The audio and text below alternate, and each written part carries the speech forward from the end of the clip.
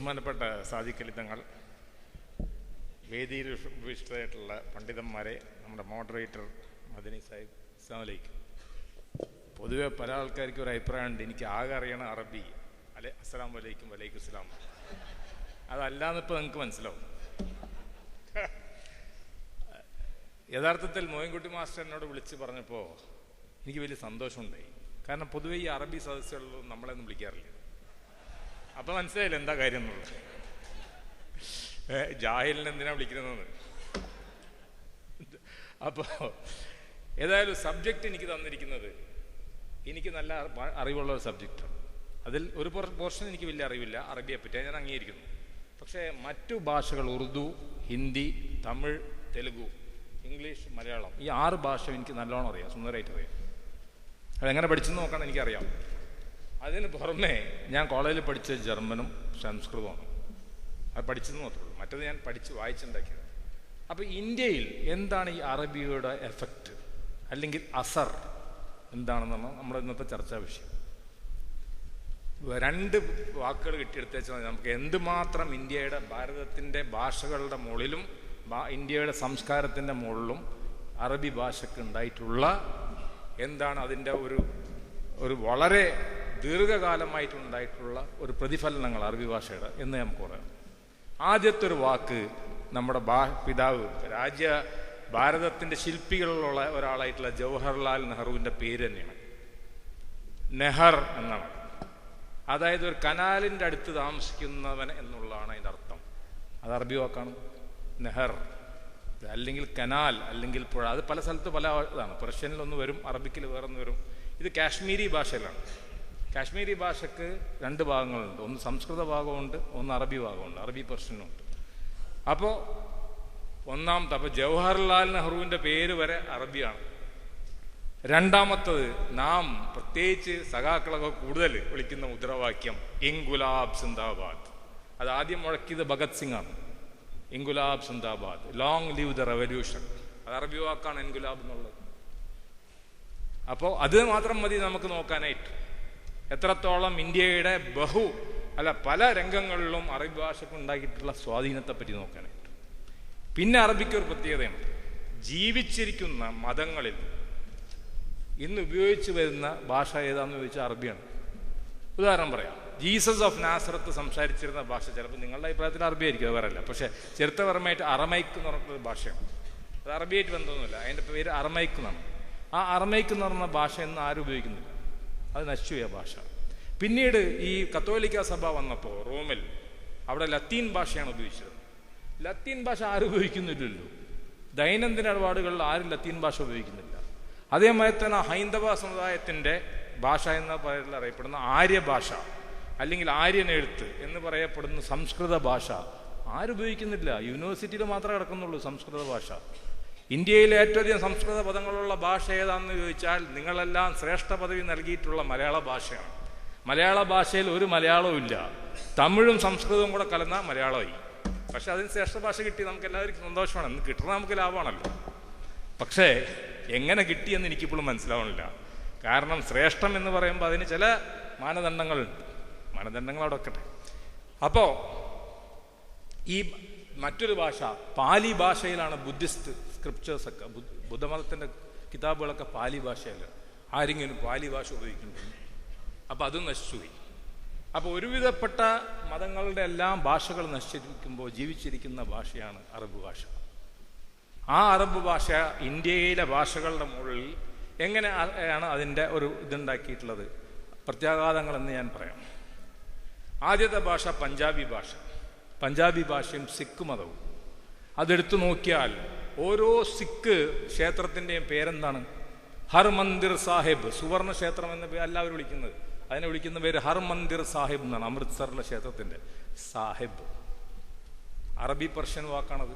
നിങ്ങൾക്ക് വാക്കിനെ പറ്റി എതിരഭിപ്രായം കൊണ്ട് കൈകൊണ്ട് കാണിച്ചത് അല്ല, കാരണം എനിക്കത്ര വലിയ പേരല്ലോ. ഹർമന്ദിർ സാഹിബ്. ഗുരു നാനക്ക് ജനിച്ച സ്ഥലത്തിൻ്റെ പേര് ഗുരു നൻകാന സാഹിബ്. ഡൽഹിയിലുള്ള ഗുരുദ്വാരയുടെ പേര് ബംഗ്ലാ സാഹിബ്.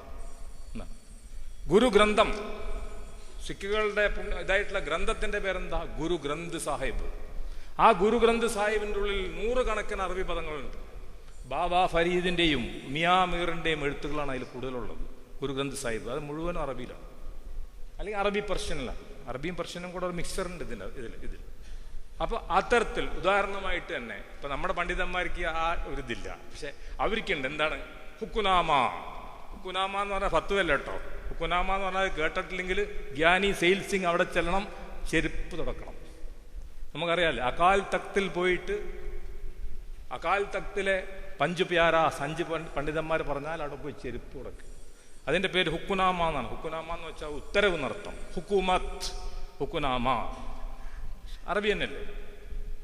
ആ അപ്പം പഞ്ചാബി ഭാഷയിൽ നമ്മൾ എടുത്തു നോക്കുകയാണെങ്കിൽ, അല്ലെങ്കിൽ ഞാൻ സിഖ് മതത്തിൻ്റെ മതപരമായിട്ടുള്ള ഗ്രന്ഥങ്ങളിൽ വരെ അതേ പേരുകളാണ് നമ്മൾ കാണുന്നത്.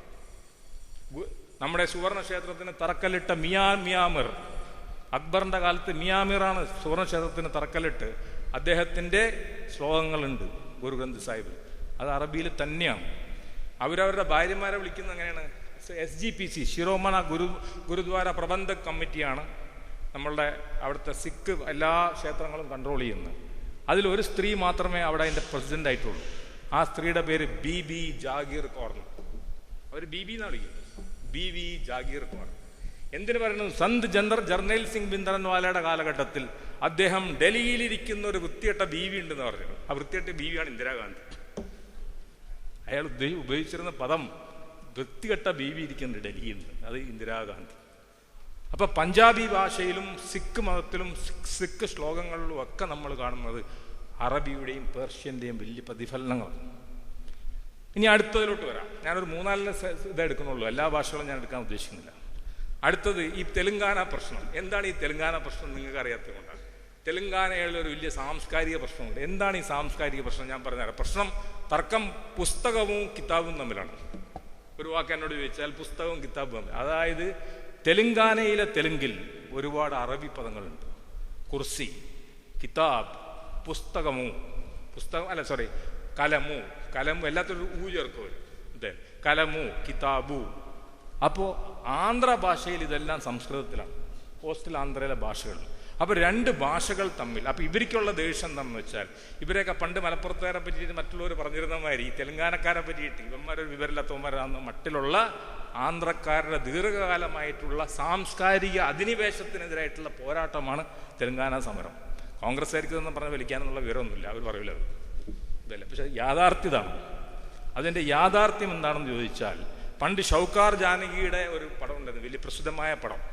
പടത്തിൻ്റെ പേര് ഷൗക്കാർ എന്നാണ്. അങ്ങനെയാണ് അവർ NT രാമറാവുമായിട്ട് അഭിനയിച്ച പടത്തിൽ അവർ പ്രസിദ്ധമായ പാട്ടുണ്ട്, നാ കലമു, എൻ്റെ കലം കൊണ്ട് ഞാൻ എഴുതുന്ന പ്രേമലേഖനം എന്ന് പറഞ്ഞിട്ട്. അപ്പോൾ ഇവർ പറയണത് എന്താ വെച്ചാൽ, ഇവർക്ക് സംസ്കാരമൊന്നുമില്ല, ഇതിലൊക്കെ ഉറുദു വാക്കുകളാണ്. കാരണം തെലുങ്കാന ദീർഘകാലം നിസാമിൻ്റെ കീഴിലായത് കാരണം ഒരുപാട് ഉറുദു, അറബിക് വാക്കുകൾ തെലുങ്കാന ഭാഷയിലുണ്ട്.